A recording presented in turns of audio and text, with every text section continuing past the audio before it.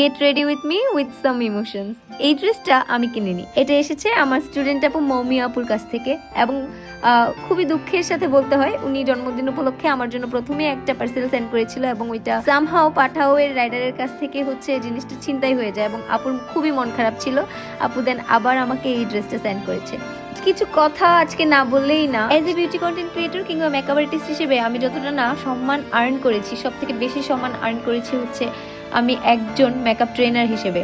Yes, আমি আমার মার বয়সের মহিলাদেরকেও ক্লাস করিয়েছি, এবং আমি আমার থেকে ছোট এবং বয়সে বড় বোনদেরকেও ক্লাস করিয়েছি, এবং তারা যখন নাকি আমাকে এতটা মানে রেসপেক্টের সাথে দিদি বলে ডাকে, তখন মনে হয় কি যে আসলে এইটাই মনে হয় আমার কাজের আসল সম্মান। আজকে থেকে ঠিক 4 বছর আগে স্টুডেন্টকেও আমাকে বলতে হয় না যে আপু বা দিদি আমি তোমার স্টুডেন্ট বলছিলাম। তো আমি অলওয়েজ ফিল করি যে তাদের কাছে আমি শুধু একজন টিচার না, আমি যেন তাদের স্বপ্নের এক অংশ, তাদের চোখে আমি সুন্দর, তাদের চোখে আমি শক্তি। তো এই ছোট্ট ভালোবাসাগুলোই আমাকে বারবার মনে করিয়ে দেয় আমি ঠিক পথেই আছি হয়তোবা।